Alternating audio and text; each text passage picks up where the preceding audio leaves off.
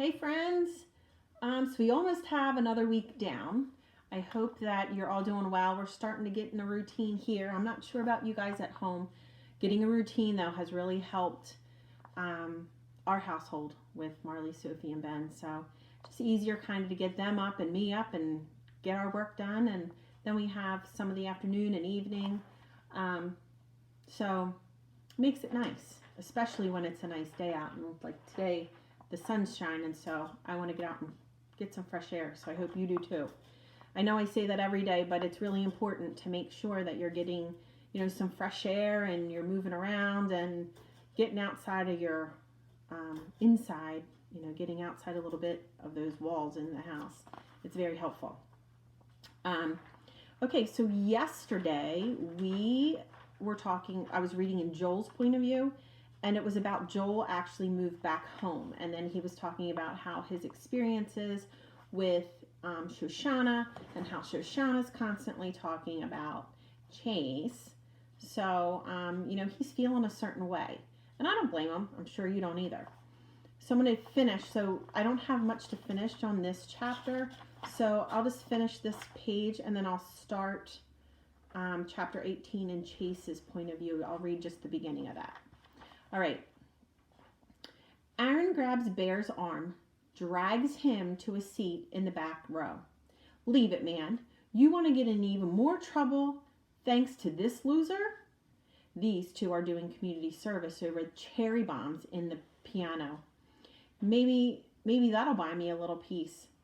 What I dread the most is the part that I used to look forward to, video club. When I was at Melton, I practically ached for it. It was the symbol of everything I was missing out. It was the symbol of everything I was missing out on because I'd been exiled. But now all I could think of is that I'm going to come face to face with him. When I get to Miss DeLeo's room, the lights are all out and all eyes are on the smartboard.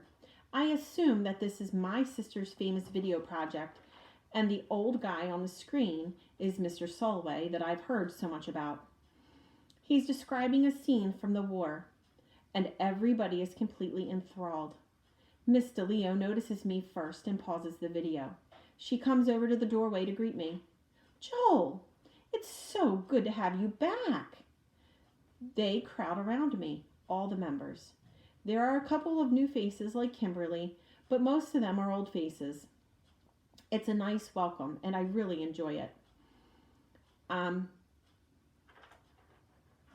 But I hesitate because I know that he's there, hanging in the back, waiting his turn. Shash performs a formal introduction like I don't know the guy who turned my life into a horror show. But of course, it isn't for me. It's really for him. Chase, I don't think you remember my brother Joel. He looks 10 times more miserable than he ever made me. I don't even know what to say to you, he begins in a voice barely recognizable as his arrogant afro bravado. I have no memory of any things that I did to you, and I can't undo them. But what I want to tell you is that I'm really, really sorry. Up until this moment, I had no idea how I'd react to meeting Chase Ambrose again after all of these months. Now, I know.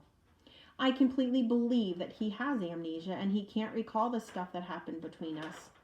I believe that he is changed and that he honestly regrets what he had done to me. And I know something else. It doesn't really make a difference. None. Zero. Zilch. I still hate his guts.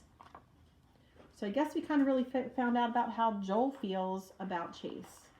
So I'm going to start chapter 18, which is in Chase's point of view.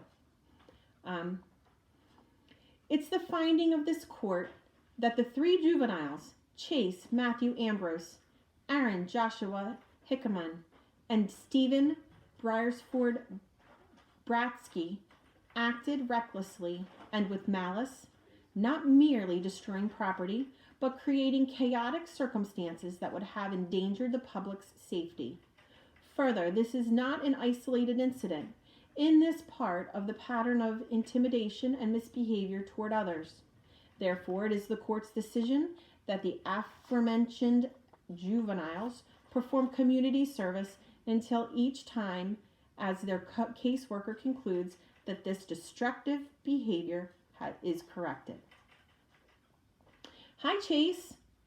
When the hand grasps my shoulder, I practically jump out of my skin, scaring poor Brendan halfway back to the breakfast line in the cafeteria. My head has been spinning all morning. Dad asked for my birth certificate so he could set up the appointment with Dr. N. I finally found it in Mom's desk, but that's not all I found. I also stumbled on a copy of the court paper sentencing Aaron, Bear, and me to community service. What's wrong? Brendan asked in concern.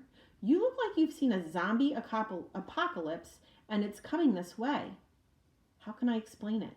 It may not be a zombie apocalypse, but it's just creepy. The judge's words have been burning themselves into the pattern of intimidation, zero remorse, pathway to criminality if left unchecked. I didn't realize how bad it was. Oh, sure, the flashbacks keep coming. I remember the whole birth kids give me when I got back to school after the accident, and continue to give me this day. The general sentiment that Hiawassee Middle School and maybe the whole world would be a better place without me. I'm pretty heavy presence here, and since I've done nothing in my new life to earn that reputation, it's safe to say that it comes from the secret history amnesia erased from the 13 years before I fell off the roof. Up until a couple of weeks ago, my 14-year-old half-sister treated me like Sasquatch that wandered into her life, an unpredictable and dangerous beast. And her mother, an adult, wasn't much more comfortable around me. Aaron and Bear aren't exactly choir boys, so it's safe to assume that I really wasn't either.